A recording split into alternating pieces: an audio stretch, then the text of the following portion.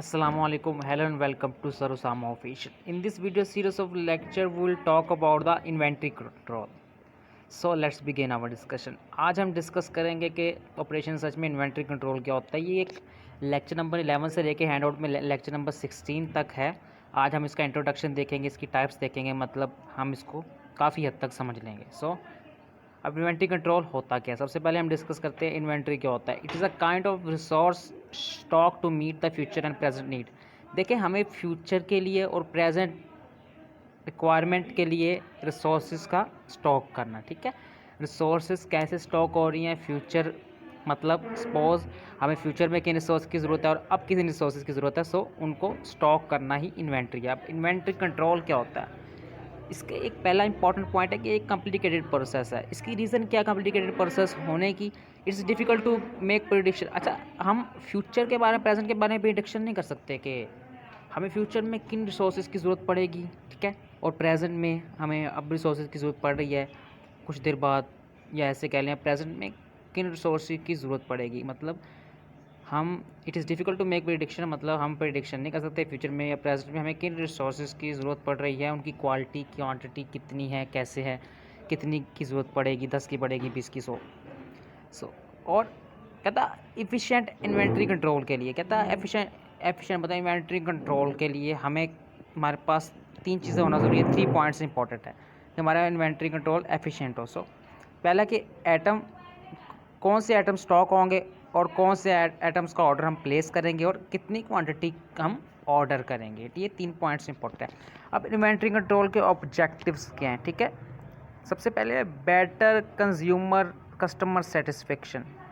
मतलब कस्टमर्स की daily requirement हो वो फुलफिल होना चाहिए, ठीक है। Secondly, maintain smooth and production flows. Thirdly, ensure against delay in deliveries, ठीक है। हमारा सफिशेंट इन्वेंट्री ऐसा होना चाहिए कि हम इंश्योर कर सकें कि हमारी जो डिलीवरीज हैं उनमें डिले ना हो। उसके बाद ensure against scarcity of material, take the advantage of quantity discount, ठीक है, exploit the advantage of price fluctuation, ठीक है। हमारा सफिशिएंट इन्वेंट्री ऐसा होना चाहिए कि हम एक्सप्लॉयट कर सके प्राइस फ्लक्चुएशन का फ़ायदा, ठीक है। और act as a shield against rejection of material, कोई मटेरियल की रिजेक्शन के लिए ये as a sufficient inventory act करे शील्ड के तौर पर, ठीक है। ये इसके ऑब्जेक्टिव्स हैं। अब हम डिस्कस करते हैं कि इन्वेंट्री कंट्रोल की कितनी टाइप्स हैं, ठीक है। 2 टाइप्स हैं, एक डायरेक्ट इन्वेंट्री कंट्रोल होता है और एक इनडायरेक्ट इन्वेंट्री कंट्रोल होता है। अब डायरेक्ट इन्वेंट्री कंट्रोल क्या होता है, रॉ मटीरियल जिसमें प्रोडक्ट की प्रोडक्शन में या प्रोडक्ट के प्रोसेस में जो डायरेक्टली रॉ मटीरियल यूज़ हो, इनकेस अगर डायरेक्टली नहीं यूज़ हो रहे लेकिन but necessity to continue the, लेकिन प्रोडक्शन प्रोसेस को हमें ज़रूरी है कि उसको कंटिन्यू करें, लेकिन रॉ मटेरियल्स में डायरेक्टली प्रोडक्शन प्रोसेस में यूज़ नहीं हो रहे। अब इसकी आगे डायरेक्ट इन्वेंट्री कंट्रोल की टाइप है, ठीक है। प्रोडक्ट इन्वेंट्री, ठीक है, डायरेक्ट इन्वेंट्री की टाइप प्रोडक्ट इन्वेंट्री, ठीक है। इसके अंदर इंक्लूड है रॉ मटेरियल सब असेंबलीज इंक्लूड। MRO के अंदर ये सेकंड टाइप है इसकी, MRO सब टाइप्स कह सकते हैं हम, maintenance return and operating the system, ठीक है। और ये थर्ड टाइप है सेमी फिनिश्ड गुड, WIP, ठीक है। मतलब सेमी फिनिश्ड गुड इसके अंदर इंक्लूड हैं, WIP इन्वेंट्री के अंदर सेमी फिनिश्ड गुड इंक्लूड है। मतलब इसमें सेमी फिनिश्ड गुड्स मतलब कि हमारा जो हाफ वर्क कंप्लीट होता है, ठीक है, इसमें जब हम ऑपरेशंस को परफॉर्म करते हैं। मिसलेनियस में stationery item, scrap, waste product वगैरह इंक्लूड होते हैं। और फिनिश्ड में फिनिश्ड गुड्स और रेडी फॉर डिस्पैच, जो प्रोडक्ट्स वगैरह फिनिश इन्वेंट्री में वो इन्वेंट्रीज इंक्लूड होते हैं, जैसे कि फिनिश गुड्स वगैरह या ऐसी चीज़ें जो डिस्पैच के लिए रेडी होती हैं, ठीक है।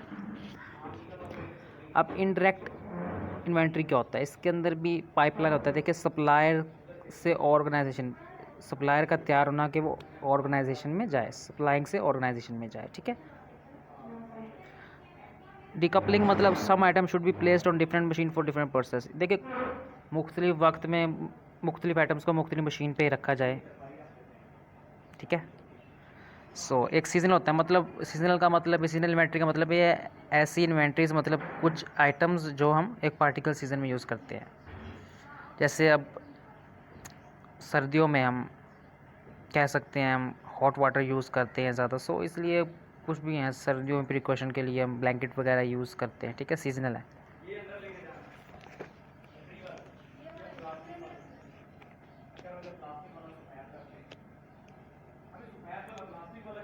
बफर क्या होता है? बफर मतलब because of uncertainty of supply and demand some inventory are stored as reserve. कुछ इन्वेंट्रीज़ को अगर हम एज रिजर्व के तौर पर स्टोर कर लें क्योंकि सप्लाई और डिमांड में अनसर्टेनिटी हो, ठीक है।